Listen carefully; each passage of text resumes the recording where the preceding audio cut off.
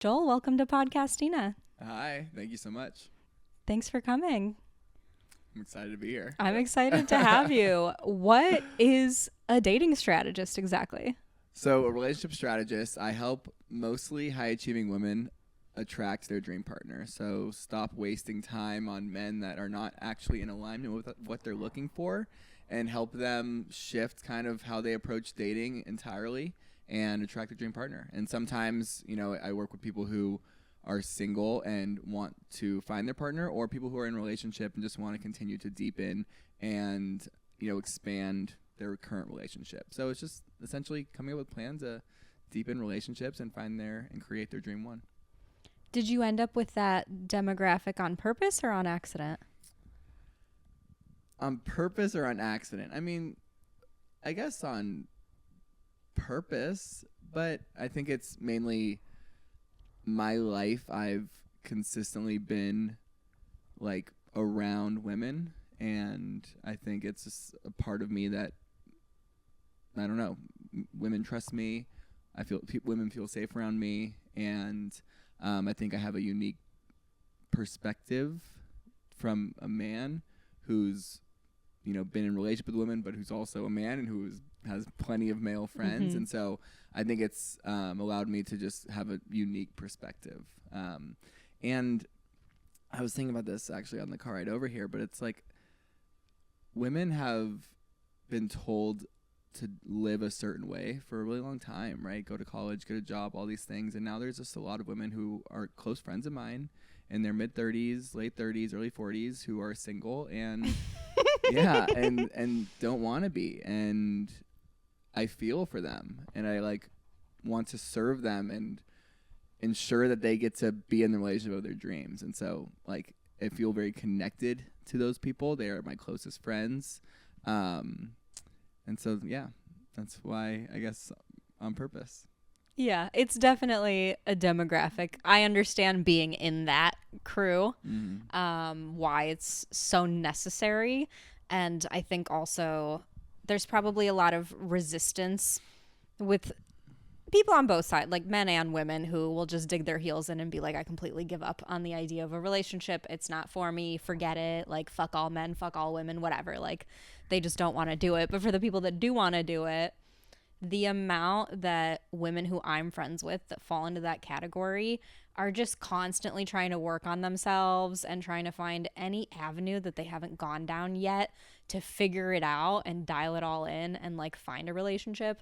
And especially the ones who want families and feel like we're running out the clock, it's a really tough spot to be in. And so that's nice you ended up in that space. How did you end up in that space? Were you doing something relevant in before? Dating and relationships? Yeah. So I've always been the person that people have come to for advice. I give it to you straight. I give it to you honest. And I was coaching people in tech because I came from tech. I used to be marketing in tech companies, and I burned out. And so I was coaching people to prevent burnout. And it's all based in emotional intelligence and joy and transformational principles. But as I was working with people in tech, and it was mainly men at this point, but by the second conversation, they would just be like, Joel, can you help me text this girl? Can you help me? What do I do in this relationship? And it was very interesting to me because I'm like, wait, you hired me to help you with your career. And they would look at me and go, Joel, I would legitimately give up my entire salary to be in a relationship. Wow. I'm like, okay, great. So let's focus on something that you actually care about. Because I think people want to, like you said, they want to focus on their career or focus on all these things that they think are possible outcomes because they've given up on the possibility of relationship. But that's actually the thing that matters most to them. I see it all the time. And people that I have conversations with, I ask them the same question. How important to you is it to find a relationship? And they all look at me and they say 8 out of 10. Even though for the last 45 minutes we were talking about how important a relationship is, and it's and I'm like, okay, it's an 8 out of 10. What's the difference between a 8 and a 10? And they'll be like, well, I'm not desperate and I don't want just any relationship. It's like, yeah, of course. I asked, how important is it to you? but people don't want it to, they don't want to seem desperate. They don't want it to seem like, oh, this is all I care about. Right. And so they say 10 or they say 8 or 9 or 7 to like hedge their bets, because what if it doesn't happen? They don't want to be let down. And so then I always ask them, I go, but it's really a 10, isn't it? And they're like, yeah, because it's a 10. Everyone 10. wants to be in a relationship. It's like it is the most important like thing in our lives that we can control, and that has the biggest impact on our lives. Yeah. It's too vulnerable to say 10. Totally. It's scary, because then you have to come face to face with the fact that it's not, it's been this important and you still don't have it. And so, yeah, it's vulnerable. It's scary. And the first step to making like that next step is admitting that you care about it. And I tell people, just the fact that you're on this call with me right now means that you're closer than you think you are, right? You give a shit. You care. And it's important to you. And so that's amazing. You haven't given up. Because the moment you give up, or the moment you convince yourself that maybe you're just meant to be single, you're not going to find a relationship in that space. That's kind of goes against what some of that advice where people go, well, just stop thinking about it. The moment you stop thinking about it, it'll happen for you. What do you think of that advice? I mean, I'm not saying don't like think about it all. I'm not saying think about it all the time, but when you are thinking about it, what is the conversation that you're having? Are you thinking about it of, oh, there's no good men in my city. Oh, maybe I'm just meant to be single. Oh, all the good men are gone. Oh, I'm fucked up. There's something wrong with me, right? Like, are you telling yourself things that are actually in opposition to what you want? Or are you telling yourself things that are actually in support? I believe be as delusional as you possibly can. Instead of saying, oh, there's no good men in Austin, say there are incredible men every single place I go, and at any moment I can be asked out, right? Because that's a much more fun life to live in. Or thinking about your city being, there's men everywhere. Because honestly, whatever you decide, that's what you're going to attract. Right. So. Well, that answers my next question, which I talk about all the time on this show with everybody. I ask if people are woo-woo, because you're in company of someone who's like huge into manifesting. And I do that shit all the time. I check one of my best friends constantly because she's like, men suck. They're all terrible. They're all this, they're all that. She got out of a 14-year relationship during the pandemic. And it was her first time in her adult life having to deal with the dating market at all. And unfortunately, she does keep coming up against very unserious men, situationships, fuckboys, all that stuff. But I keep trying to check her when she uses that type of language of all men are terrible. I go, stop that. Because if you're looking at it through that lens, the confirmation bias is going to kick in. And I promise you that's all you're going to attract is those types of guys, because that's what you're saying is only out there. Mm-hmm. Yeah, she's stuck in a pattern. She's saying all men are awful, and look, she's attracting awful men. Yeah. And, if she continues to find fuckboys, continues to find men that aren't serious, right? She's in a self-fulfilling prophecy. She's, just continuing to run the same pattern. And so, I think for her, thinking less about it might actually work, right? It's not thinking about it at all is going to be better than thinking negatively around it. Exactly. Right? All men are trash. Okay. But you want to be in a relationship with one? That doesn't work. It just doesn't, what? That's not going to happen. I tell her, I guess my, point of view on it, and what I always tell her is to stop chasing, because sometimes I see a little bit of chasing behavior, and I feel like that for sure goes against just biology and men wanting to chase, and talking to other people on this show who are dating coaches, some that work with just exclusively men, and them being well, the man has to fight all the little characters in Mario to get to the princess at the end. He can't just be as attracted as you would want him to be to a woman who's kind of just giving everything all at once. So I tell her, I go, don't ask him for plans. Don't tell him. Don't volunteer when you're available next. He should be asking you. Like, don't hook up with him, right? Make him invest in you. So that's my advice. Is that fair for me to tell her that? Yeah, that's good advice. I think what's important though is to actually step into that ways of being prior to, like, because if you operate in your world all the time, like the chasing, you're going to attract the person who wants to be chased, the man who doesn't take initiative. So then you're like, oh, the man's not taking initiative. It's like, okay, well, you actually have to embody the version of you that's going to attract the man that is going to take initiative. One of my first clients ever, I'm like, hey, she was so burnt out with dating because she works all day, she travels for work, super successful, and she was like on dating apps, she was planning all these dates and all these things. And the first message I had with her, the first call, I had her pull out her dating app, and I'm like, show me your conversations. And I asked her, I'm like, are you planning the dates? She goes, no, I let them plan the dates. I go, okay, like, let's see. And we look at the conversation, and it's like, technically, the man is saying, okay, let's go here at 8 p.m., right? But if you look at her conversation, she's the one that says, hey, I'd love to hang out maybe next week. Oh, like, what day are you free? Like, I'm free Tuesday and Thursday. Okay, like, where do you think we should go? And then the guy would be like, oh, well, where do you want it? Like, she was doing all of the work, and then he was saying, okay, great, Thursday at 8, you know? And I told her, I go, stop doing that. If they aren't interested in taking initiative, then they're gone. They're out. It's just not going to work, right? And so, yeah, I mean, I think if, like, what I see a lot with high achieving women is they're doing all the time, and they are so good at it. They're incredible at the doing. They're super effective. They know how to problem solve, and so when they want to go on a date, they're like, I'm just going to do this. I know how to do it. And so the types of men that they're going to attract, the types of men that are going to be okay with that, are going to be the ones that they actually don't want, the ones that don't take initiative.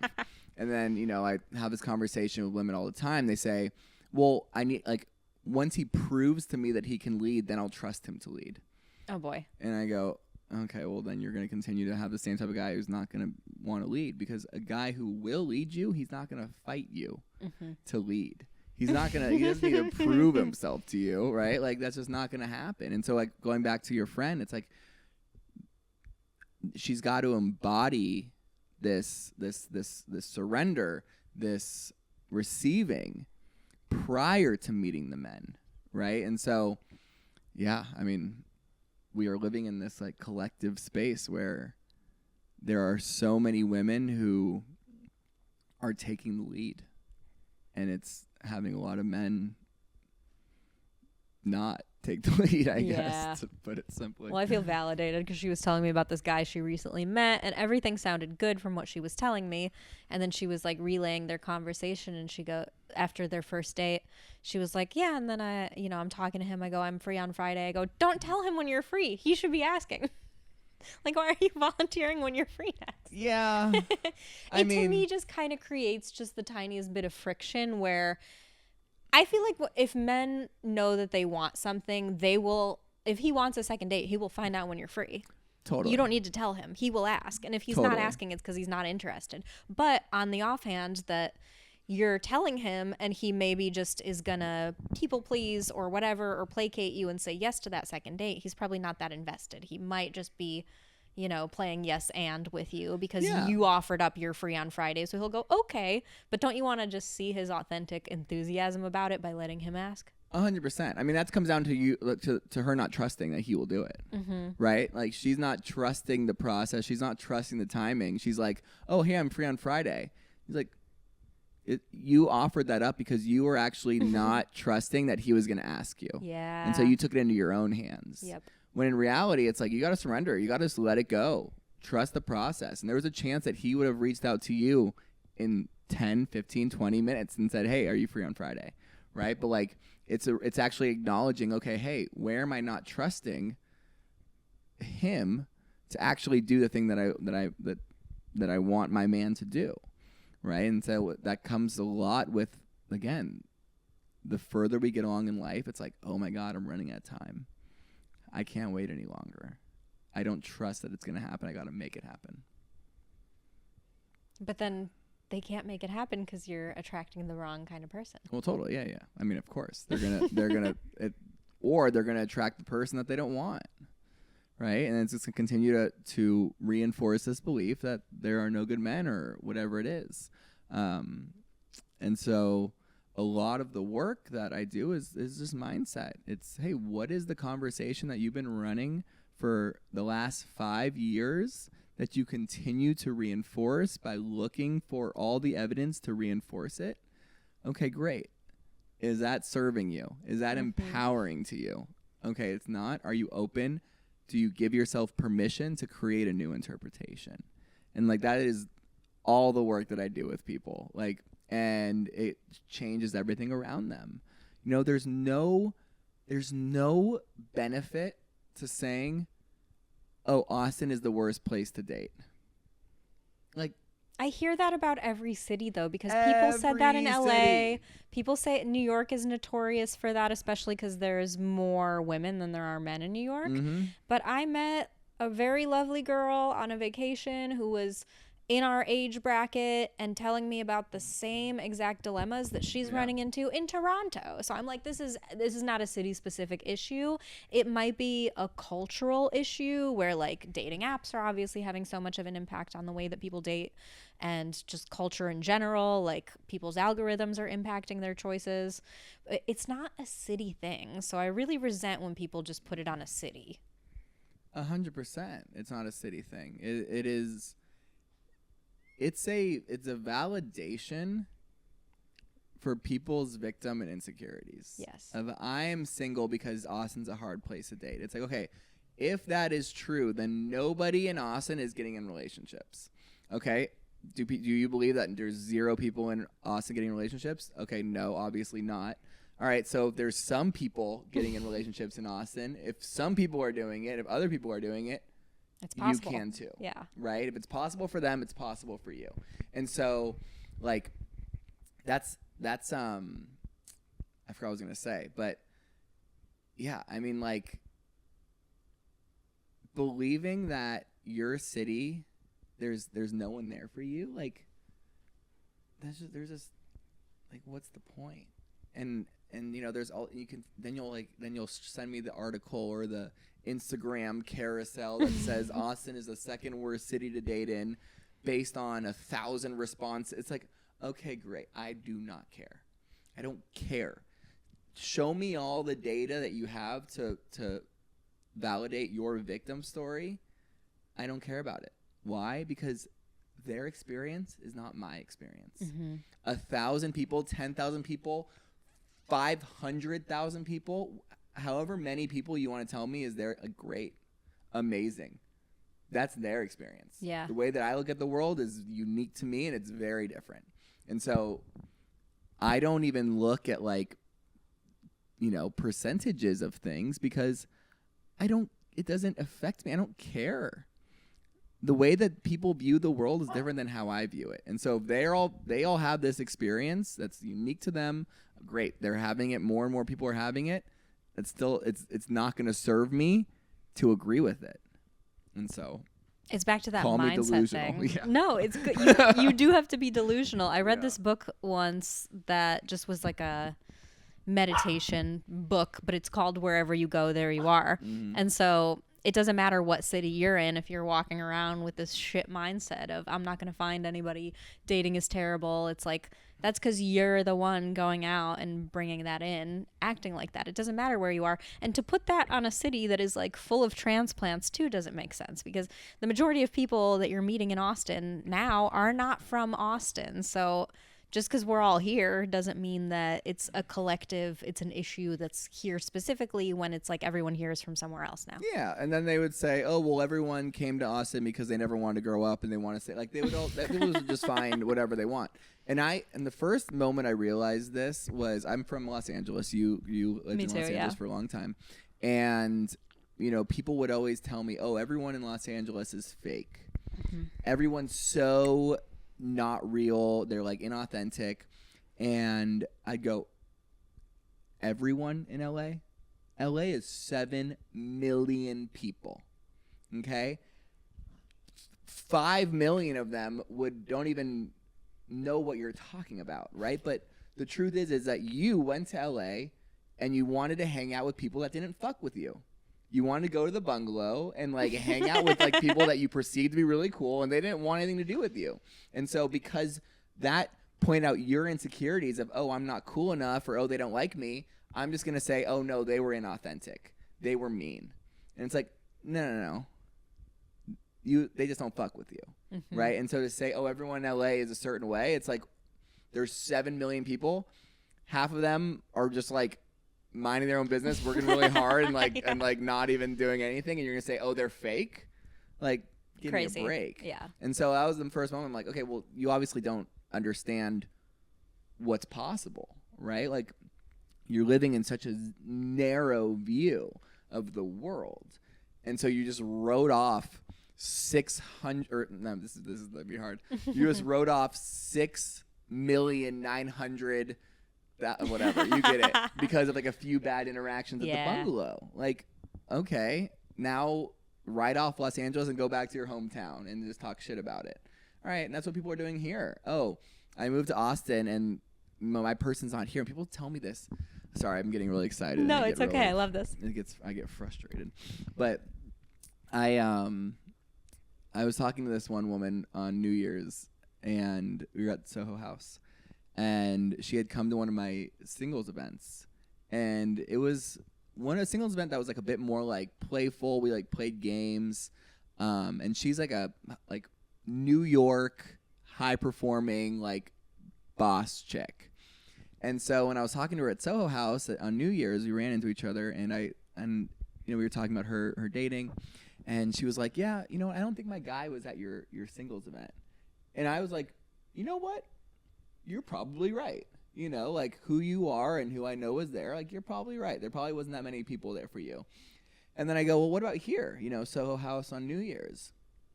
And she's like, yeah, I don't know if my guy goes to Soho House. What is that? And I was like, all right, what does that mean? She goes, well, I don't know. I just don't think he's a Soho House guy. I go, there are 1,000 people here on New Year's. You're here. So what you're telling me right now is that your guy doesn't do the things that you do? Like, how does that make sense, right? How does that make sense? And it comes down to her already deciding before she even enters a room that her man's not going to be there to keep her safe. And so we do that everywhere. Oh, my guy's not in Austin.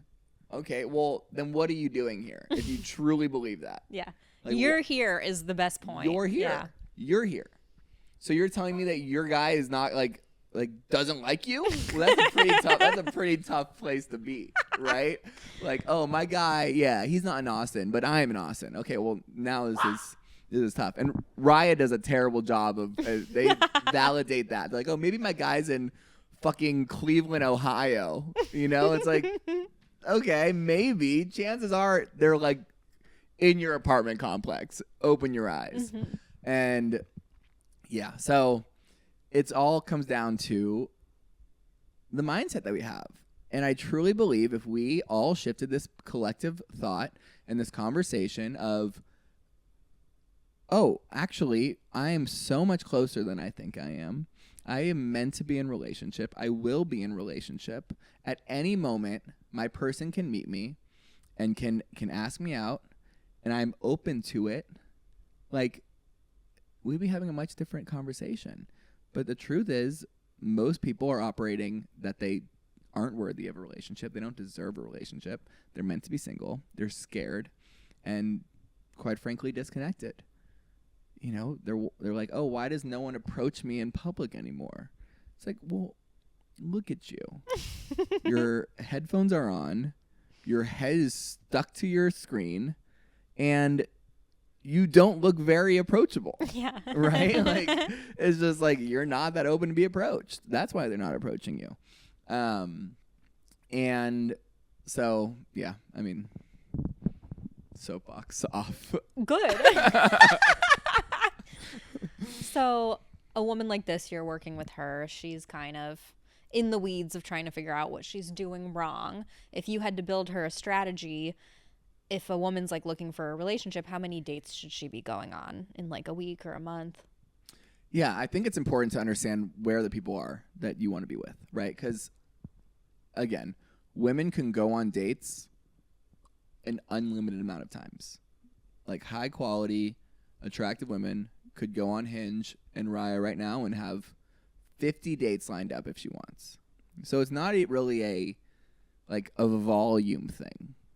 But what I will tell women is like, you got to get very clear in what you want.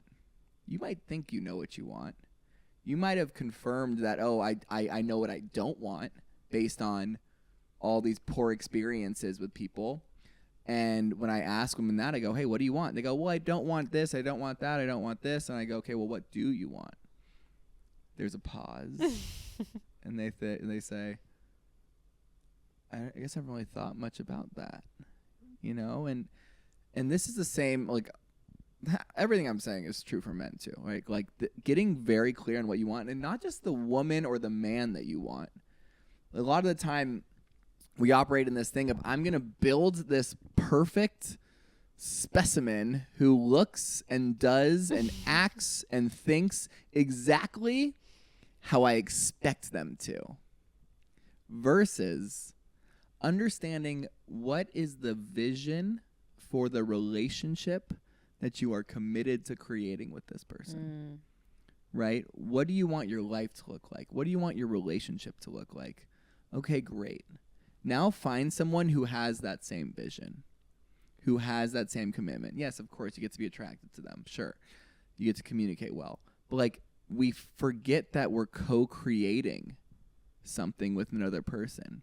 And we've gotten to this point where everything is so convenient, everything is so comfortable, everything is immediate, that it's like, I want everything in my relationship to be exactly the way that I want it, and I want it to be now. And if it's not there, they're out. It's done. I'm going to wait until I can find it, because I can get everything that I want.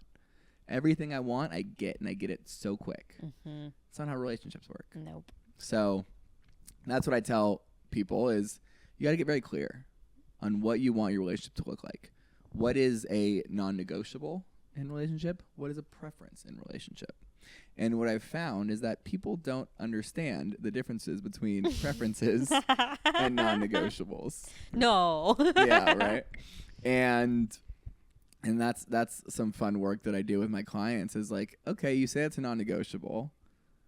Hypothetically speaking, if this were true, would you say that that's not okay? They go, well, no, it's okay. I go, okay, then it's not a non-negotiable. It's a preference. So getting very clear on what you want, because the moment you get clear and you start to act in accordance with that clarity, right? You stop dating the fuck boys that you see on Hinge that you're attracted to, that you're like, oh my God, this is exactly the kind of guy that I want, right? You start spending less energy on them. You stop wasting time on them. Then you actually have more time for the people that are actually right there in front of you. You just have more time to spend in spaces where you might run into your guy. I made a video. I was on a podcast actually, which inspired the video.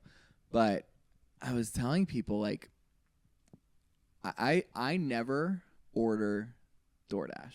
I was going to ask you about this. Or Uber Eats. I never Tell me why. Unless it's a group order and they send me the link and we all do it and it's like, great, this is so convenient.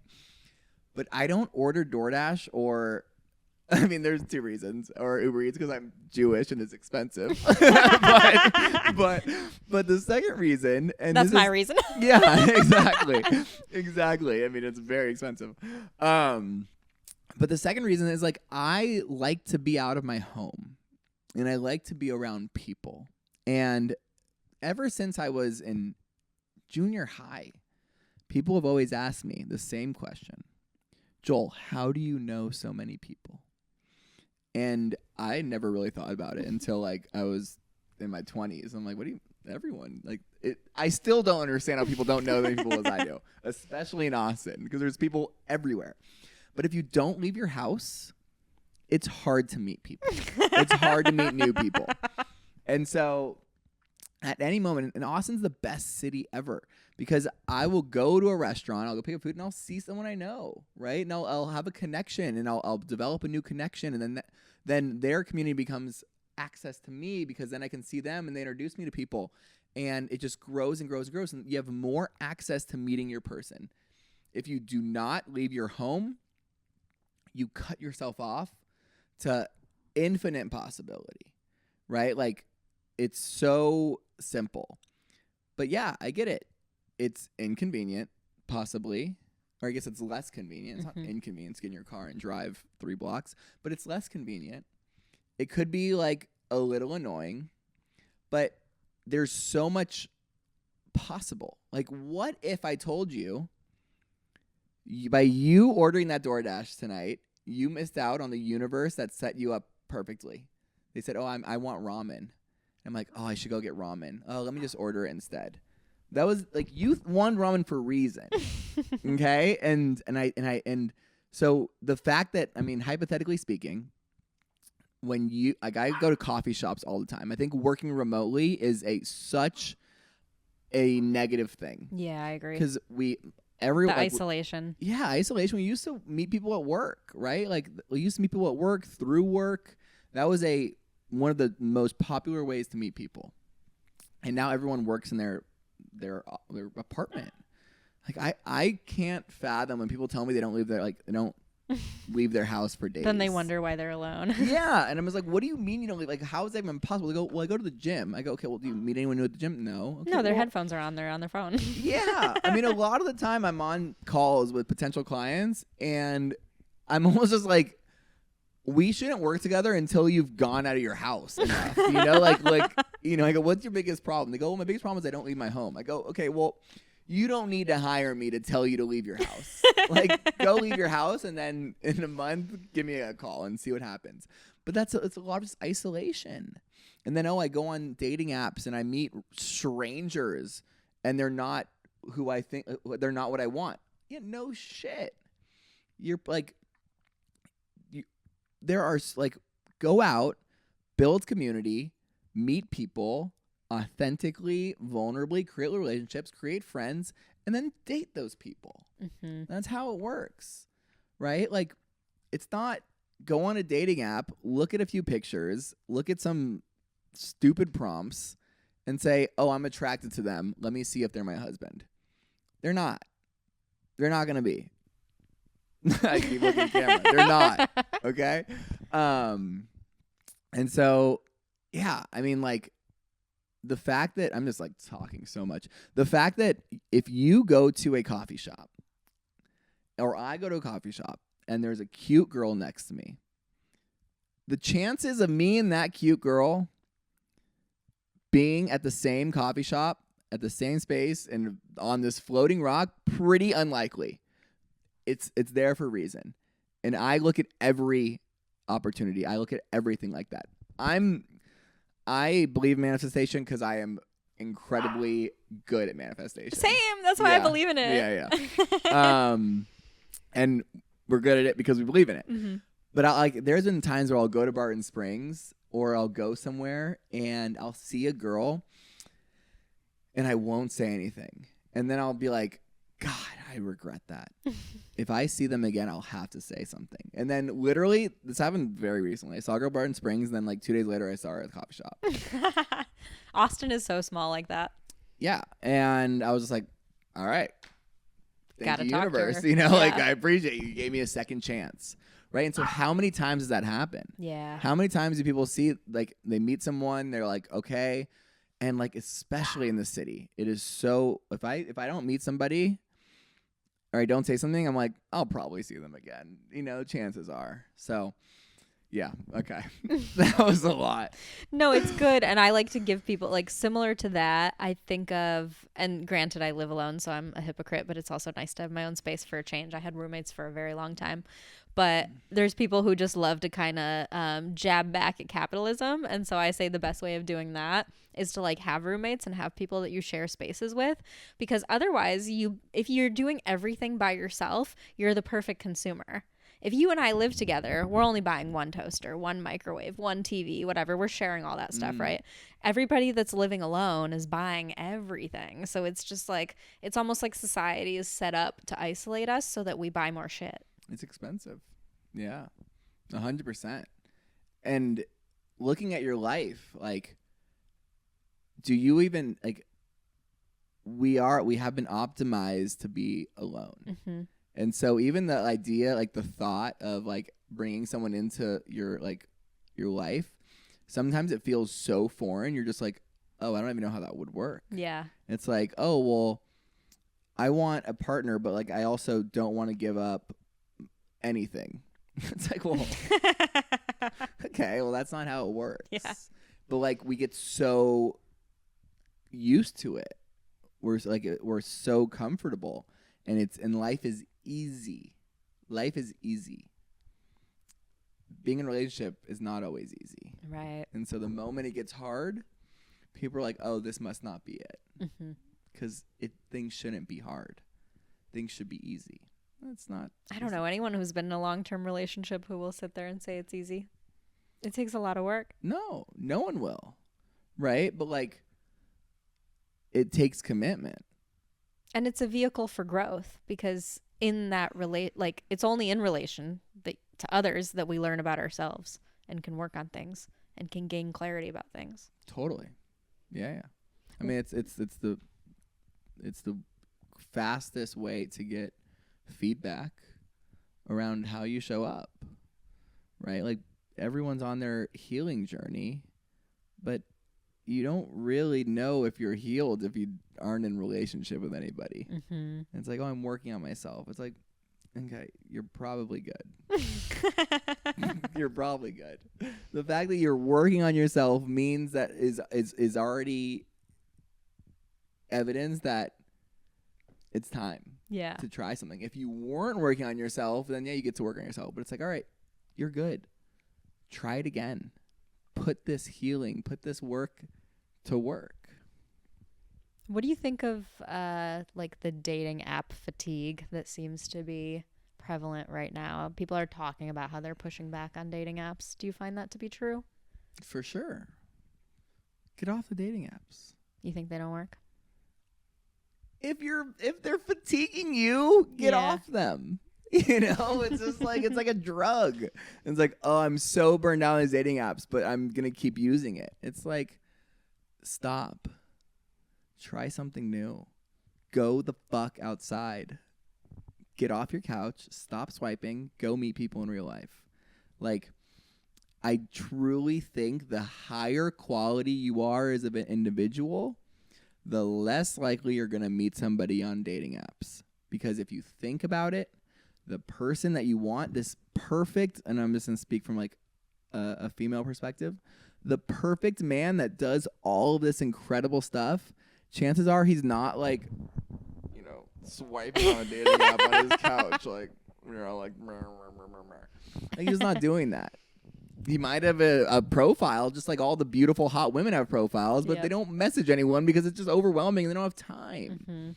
And so I promise you will not regret deleting the dating apps, closing the back doors, and going out in real life, because you'll have no other option. Dating apps are a crutch. They're an excuse.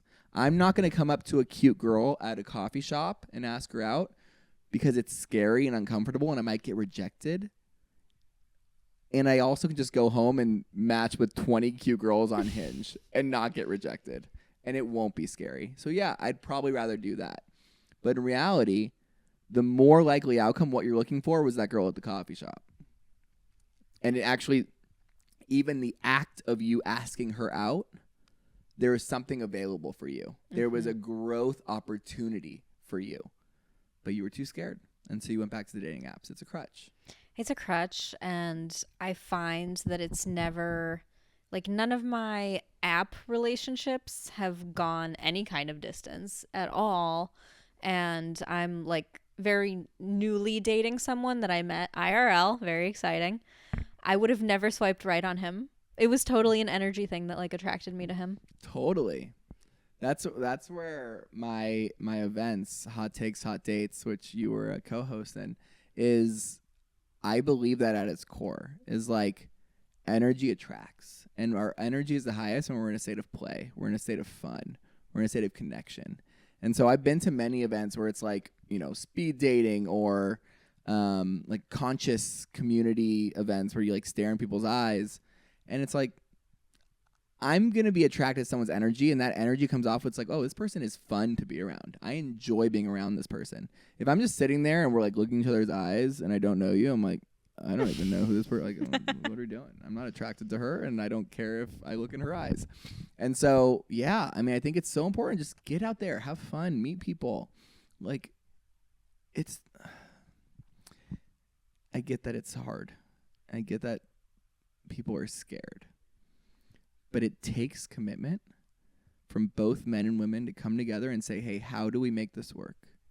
And my biggest fear is that we're going to choose to not have that conversation because it's easier to not.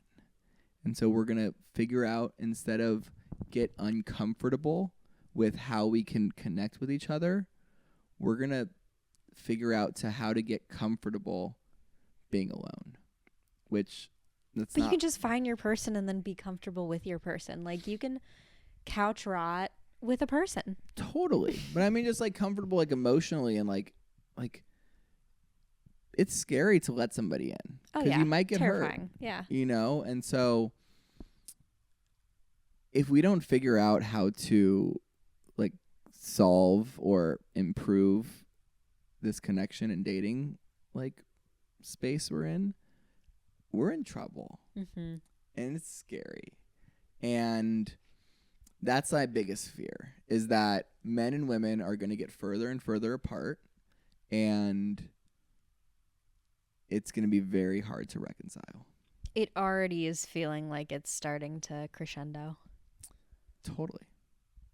And it is the I believe the like most important social issue to solve. And it doesn't seem to be agreed upon with other people. Yeah. It's just this, dating sucks, period. But there's no solution. The only solution is, let's throw more technology and AI at it. Mm-hmm. It's like, well, I think that's how we got here in the first place. Yeah. So, yeah, I mean, if I use this analogy a lot, and what I fear and what I believe is, I don't know. I maybe sound arrogant. I'm pretty good at seeing trends, and what my fear is, in 2016-ish, I think the first Trump election, the rhetoric between the right and the left, it got divisive, it got nasty, and it was happening, on the fringe, on like the farthest right and the farthest left. But that was the conversation that kept getting reinforced, and then, most of the people in the middle slowly were getting pulled further and further away. Not that they even really wanted to, but just like, they believed, okay, if this is how the whole other side is, because that's all I'm seeing, that's the message that I'm being shown over and over and over again on Instagram. Because of the timing, because algorithms came into play at the same time. Exactly. And so it just pulled people further apart. And then, we got to a point where family members, couldn't be in the same room for Thanksgiving dinner. Yeah. Right? Family members. That's fucking hardcore. That you can't even see eye to eye, or you can't find a commonality with your fucking blood relative. Like, what? Okay? And I believe that we're starting to see the algorithm and those messaging start to come between the divide between men and women. Oh, absolutely. It's been happening. It's been happening, right? And it's getting worse. And if we don't find a commonality, if we don't understand, hey, actually, just like the right and the left, they need each other. Like we all want the same thing. Yeah, and Sure. you need the yin yang balance because like my belief is just too much of anything on either side is terrible. You need to have that like cohesion of, oh, well, we can't have pure capitalism because that'll turn into feudalism, but we can't have communism because that'll turn into a dictatorship. Like somewhere in the middle is the answer. And the worst thing you can do is just completely push out and shun people with any bit of a different opinion than you, because it's the conversations that like kind of keep everything in check. Like the checks and balances should be there, but that requires a difference of opinion. Totally. Yeah. And 100%. I mean, you used concepts that I don't really know much about, so I'm not going to speak on them. But I only know a few things. I know them well. Yeah. And so, like there's definitely a divide between men and women, and it's growing. And I fear that in, 5 or 10 years, unchecked, men and women won't be able to be at the same dinner table. Yeah. And that's scary. That is terrifying. Because that is, what do we do? There's a lot of things that got to happen. We have babies and generations. And so, where do we go from there? Do you have a lot of clients, like female clients, coming to you and being like, oh, I keep running into these like red-pilled guys? I wouldn't say a lot. Maybe those guys don't. Maybe they're just like keyboard warriors and they're not really leaving the house. Because I think it's a younger generation. Yeah, it's a younger generation. I think it's younger too. people. That's the thing is I think like for the male rhetoric, like I think most men see that and they're kind of like, or at least the men that I in my circles and the men that my clients date, they're like, yeah, we're not really interested in this conversation in the manosphere and the red pill. But younger men I know are very influenced by it, and no one's having sex. Yeah. Men, like 74% of men haven't asked a woman on a date, like Insane. Underneath the age of like, I don't know, mid-20s or something. Those are also, they had such, like, COVID was during such an important developmental phase for Gen Z, where it's like, this is a conversation that's being had about the guys on this season of Love Island. Everyone's like pointing out that they're COVID high schoolers and that it's contributing to their like awkwardness because they missed that like pivotal era of having to stay home and be so isolated and be like scared of other people that all happened. We kind of just, it's this insane generational trauma that happened that everyone just like swept under the rug, and nobody's examining like the long-term effects of what happened to people's psychology from going through that.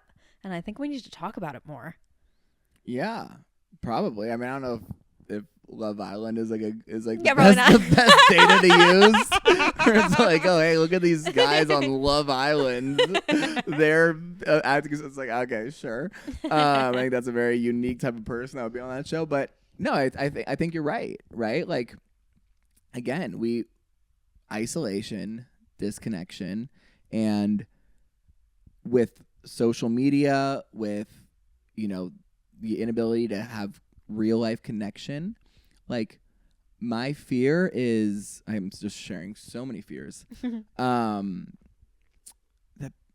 people not only like don't have the opportunity for in real life connection, but they're losing the skill or the understanding of what authenticity actually even means, or what vulnerability actually is. Right? I think we are so aware, especially the younger generations, you're so aware how you are perceived on social media. You're so aware of what it is to be cool and what it is to be liked and that like, yeah, people don't even know what authenticity is. Yeah, I don't even know why people would watch Love Island, because truly none of the interactions on there, like this isn't real. Like, yeah. Like that's my issue with a lot of content where it's like, this is bizarre. Like they're acting in a way that is going to get them liked more versus real. Reality, like, I will never forget one of the moments that I realized that reality TV was dead. But there was a show on Netflix here in Austin called 20 Somethings. Have you ever heard of it? No. It was a reality show in Austin called 20 Somethings. It was like 3 or 4 years ago, and it was essentially like a redo of Real World, where they put all these young guys and girls in the house. They had to like try and figure out how to like make it. And it was cool because you'd see them, go to places in Austin, and it was a cultural moment. And I was watching it, like halfway through, and it's like, nothing's happening here. Like, they're not doing anything. Like, they're just like, their problems aren't real problems. Like, the girl is like, thinks this guy likes her, but he's like told her that he doesn't like her, and like she's like, no, but I think I'm like, this is the main storyline they have. And I remember thinking, I'm only watching this show because of the ties to Austin. So if that's the case, let me go back and watch Real World Austin.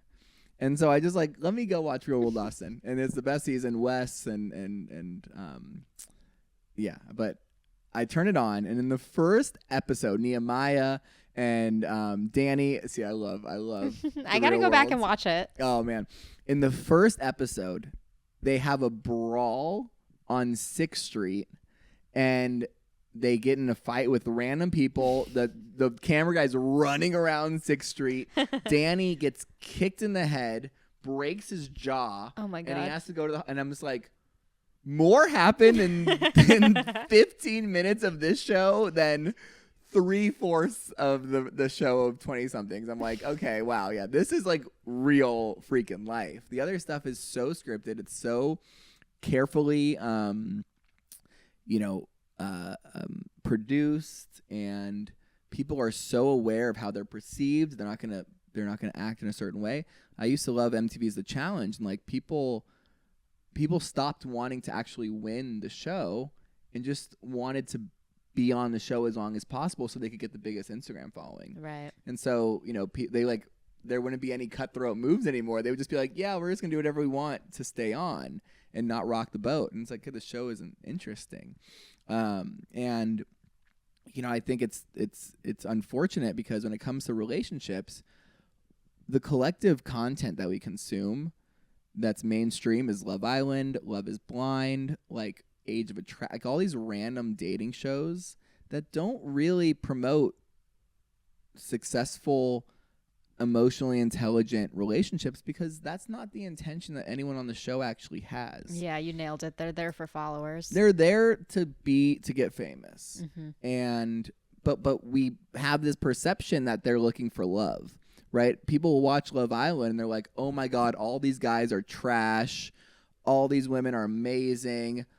Love is not real." It's like, this is a show. This isn't real. Like, stop creating interpretations that don't serve you. But again, it's finding validation to make me feel good. Right. To give me reasons to why I haven't found my match. And so I just I recommend, like, if you're going to watch that stuff, you've got to watch it with a specific lens, with media literacy, to understand, hey, this isn't real. This is entertainment, right? And it's not a representation of what it's like to be in the real world, or it's just not, because that wouldn't be interesting. No, it wouldn't. What do you think makes a good singles event? Hot people. As someone who runs singles events. Hot people. Yeah, so I think what makes a good singles event is there has to be an openness and a commitment from everyone there to be willing to try something new. I've had many examples and many events where people will come and they'll look around the room and they'll be like, "Nope, no one here for me." Wow, right off the jump. And they'll leave, or they'll stay for a little while and then they'll leave. But they're closed off from the moment they walk in. And what makes a good singles event, in my opinion, is just like everyone's here for a reason. Everyone's here because they want to try something new. They want to meet people. And so giving yourself the permission to be open to something that you might have not expected, because I guarantee you the guy that you were attracted to on Hinge with the mustache and the cut-off shirt, or the girl you were attracted to on Hinge with the really big boobs and the short skirt, they're not going to be there. They're not there. Okay? You know? So like you're not going to find them. And so stop looking for them. Be open to the possibility of something completely amazing and unexpected occurring. And I think when everyone there is open to that, when they're excited to create that together, then that's when you get a really good singles event. And then from like a perspective of like facilitation, like I said earlier, it's having a space where people feel energized, where they feel they can be themselves. For mine, for the hot takes, hot dates, like I think we all have these crazy opinions that are fun and wild and authentic to us. And so when we're able to kind of share them without fear of judgment, without the fear of someone walking out on me on a date, like it allows me to bring the walls down, take the mask off. And I think, you know, my events are really special because it allows people to be themselves. It facilitates connection without like forcing anyone to be in any sort of like process where it's like, hey, this is exactly how it's going to go. It's like, and also it creates some sort of, you know, facilitation so that it's not just free for all. Because when a lot of times it's free for all, you might not talk to that many people. It's like up to you. And if you're scared shitless about dating and meeting people, like, doesn't matter if you go to a dating event, you're going to be scared shitless to meet people, and you're going to be closed off. You're going to be, you know, afraid. So yeah, I mean, I think my event's awesome. But it's my event. So, but it seems like really attractive, normal, outgoing, like approachable people that were there. Like, granted, I just saw the one, but everyone seemed to be vibing and like talking across the table to strangers. And the fact that you had people like get up and move around in the middle, and that there's like a bar, and it's nice to have a mutual thing that they're all kind of collectively doing versus, and granted, I've not been to a singles event myself because I think back to like the episode of Sex and the City when they're like speed dating, and that's my nightmare. Like the last thing I want to do is have to like sit across the table from a stranger and do like a 90-second round of, you know, trying to figure each other out and see if we want another round. Like that to me is, I'd rather like chew off my arm. So it's nice to know that there's events like that where there's no pressure. It's just like, hey, we're in this room. There's been a precedent set that you can talk to anyone here, and then it doesn't have to be under the guise of like, this is romantic. We're trying to figure out if we're compatible. We're just trying to figure out if we can like have a conversation in public and go from there. Yeah. Well, so the one that you hosted, that was the first time it wasn't a singles event, like specifically. It felt so social though. Yeah, but I mean, it was. But I mean, so for 2 years prior, my event was essentially only open to single people. And so when you say like no pressure, it's like, I didn't believe that there was any pressure, but I'm also just like a massive extrovert that can like get along with anyone and do anything they want. But I'll never forget, I had a friend of mine. He was kind of like the secret shopper. He was helping me with the event, and he's like, let me, you know, participate, see what it's like.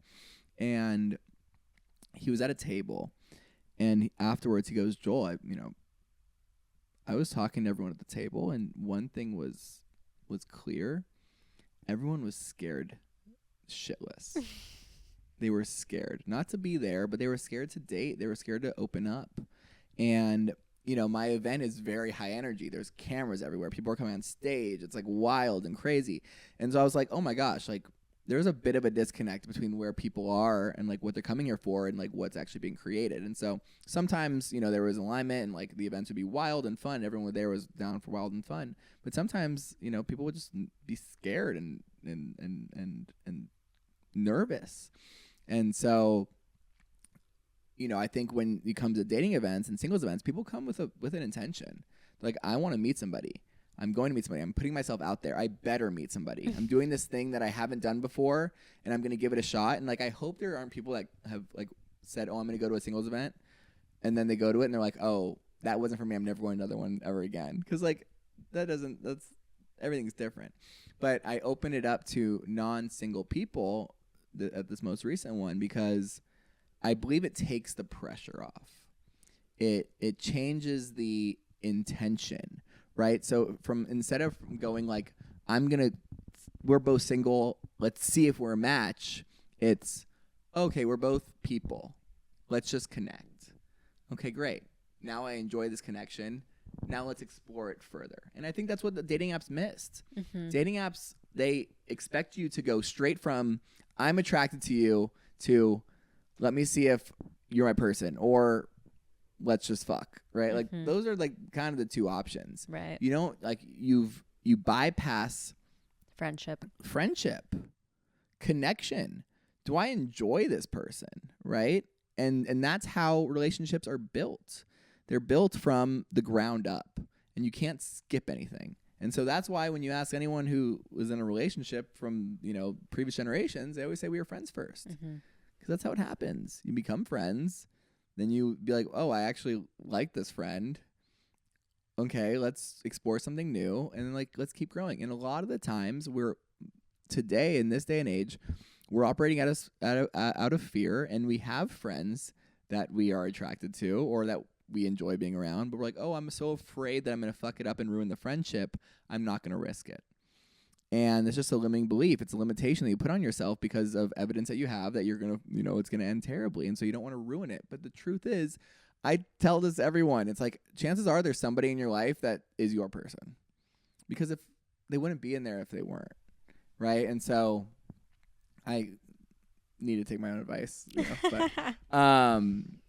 But like the communities that you're in, the friend groups that you are in, the person that you feel safe with, that you love being around, that you laugh with, that you feel yourself around, that you might share interests or you respect each other's interests. Like, if there's someone that you're thinking of right now, it's like that could be someone to explore something further with. There's an invitation that the relationship that you have currently is actually meant to be something bigger, but you're actually saying no because I'm scared. Mm-hmm. Yeah, of course you're scared. It could be it's scary, but the thing that everyone says is not for them, it's possible that they're currently in it. They just haven't acted on it mm-hmm. or acknowledged it or explored it. Can't be brave without fear. Exactly. Yeah. And I tell us, if there's someone that you're like, oh, I don't want to ruin my friendship, the friendship's already ruined. it's like if there's like an attraction to them, like there's dissonance, there's a disconnect, right? It's like if I'm now friends with you, but I want to like date you, it's like now I'm showing up as inauthentic to this relationship because I want something else that I'm not acting on. It's like It's ruined. Go explore it. When I was in college, I saw so many friends that were female, and there was all these friends that I was friends with, and they were attractive, they were beautiful, wonderful women. And I remember thinking, oh, I don't want to ruin the friendship. Mm-hmm. And then I look at it now. It's like, oh, did I ruin the friendship? Oh, yeah, what friendship? It's like, I don't talk to those people anymore. Yeah. And so anytime someone says that to me, like, oh, I want to ruin the friendship, I go, you're not, in 5 years, you ain't going to have that friendship. That's so true. So explore it. What do you think is like the worst dating advice you've ever heard? Ooh, the worst dating advice I've ever heard. I think the worst dating advice is like truly going back to like chivalry. It's just like go back to the most cliche chivalry ever. Like open the doors. Like get out of the car. Like pay for the bill, right? Like all the stuff that is also uncomfortable. Like it's a little bit vulnerable to like go around the car and open the door and wait for them, and like maybe like it's a little awkward because she already opened it a little bit, and then like it can be nerve-wracking. Yeah. Right? But however that stopped happening, like I think just like be like, if like I say it's the men all the time, it's very easy to stand out. It's very easy. The bar is in hell. I don't like to say that. That would go against everything that I talked about earlier in this podcast. But I mean, like, but even just being an interruption, right? Like, instead of texting someone, call them. They might not answer. They might think you're weird, but like, you're gonna be an interruption. You're gonna stand out. They're gonna remember you. And so, yeah, I mean, like, I think the worst dating advice that I've ever had, I don't know if that really answered the question.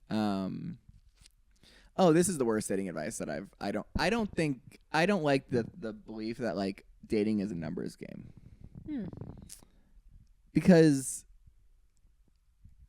I don't like, we now live in this world where the numbers are infinite.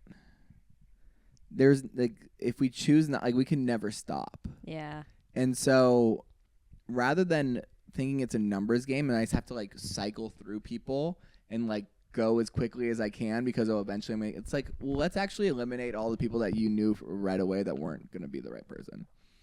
Right? Like, let's start putting all of our energy on 100 people, like a little bit on like, let's focus on 10 and let's give them more energy. Yeah. So I think, I mean, dating is a numbers game. Like, I think that made sense before we were operating in a world where we had so much access to so many people. Because yeah, when your reality is like, yeah, all that I can date is like a few hundred people, it's like, okay, we could realistically make it through all 300. Yeah. Okay. And then in that case, it is a numbers game because one of those 300 people is going to be your person. Yeah. But now we're operating in a world where we literally have access to millions and millions and millions and millions. And it's not realistic to say, oh, dating's just a numbers game. Because when does that game stop? Yeah. Oh, So, I like that a lot. Yeah, I mean, that's pretty good. So I think it is like, we have our energy is valuable, or like, and how we show up means something. And so if we're just showing up to this date like, oh, this is just another number, you're not gonna The intentionality is missing. Yeah, and like, you're not gonna give it everything that you have. You're not gonna be received for who you are. It's like, it's a transaction. So yeah, that's my answer. I like that a lot. Let's end it on, what's the best dating advice you've ever heard? Oof, the best dating advice I've ever heard. I mean, it's becoming the person that you want to attract, right? Like, so often do I hear from men and women who are like, oh, this is who I want. And I look at them and I go, in what world would that person date you? It's harsh, but like, really, you know, it's just like tough love. Yeah, but like, it's just like, come on, like, and that's like, again, it's a safety mechanism, a protection mechanism, right? People say, oh, I'm super picky, I have super high standards. It's like, really, like, those aren't like, those, your standards aren't too high. Your standards don't make sense because that person that you are attracting, right? Like, we have this belief and we see it on social media, we see it, whatever. It's like, we're all kind of targeting this like perfect person, this super attractive, super emotionally intelligent, hardworking, ambitious, athletic, but like also not too athletic, ambitious, but not too ambitious. You know, they love to go out, but also stay in. They're attractive, but not too. It's like there's this like teeny, tiny bullseye that everyone is trying to hit. And it's like, there's only one of those people. Okay. Like, the chances are that one person's going to attract to you opposed to all 6 million other people that are trying to go for that same person is unlikely. So get clear on what's a non-negotiable for the relationship that you want to create, not for the person, and what's a preference. And then, you know, get very clear on, am I the type of person that would attract this person? And you want to know a really good way to determine if you are or aren't? If you are attracting that type of person, then you are the person that will attract them. Yeah. If you are not, there you go. If you want a man who's super ambitious and you keep dating men who don't have a job, okay, well then that's feedback. Yeah. Right? It's like maybe you're not the type of woman that wants it. If you're a man and you're like, I want a woman who's super successful and like really feminine, and you're not dating that type of woman, well then that woman is not attracted to you. So you've got to become a different version of yourself, or you've got to be more understanding of what you're dating and who you're dating and what type of relationship. And it's not wrong. No, it's realistic. It's not. Yeah, it's just like it is. And sometimes we get to not go after for the thing that we want and accept the thing that we are. Well said. Well, Joel, if people want to learn more about what you're doing or work with you, where should they go? My Instagram is probably the best place, Joel_Monteleone, or joelmonteleone.com. You can find all the stuff there. If you're in Austin, Hot Takes, Hot Dates happens monthly. But yeah, I mean, come to my Instagram, send me a DM. I'm very giving with coaching and advice. So if you have any questions, just let me know. And yeah, you know, based on this conversation, I am very passionate and very concerned. And so I will do everything that I can to have as many people as possible in relationship with their dreams. Well, I appreciate the work that you're doing. Thank you. Thank you for talking to me today. Thank you. And thank you, everybody, for listening. Bye. If you know somebody that would enjoy this episode, feel free to share it with them. And thank you for listening to Galina Ravina Podcastina, the show where I try to be the person my dog thinks I am. Don't forget to hit that subscribe button so you never miss an episode. See you on the next one.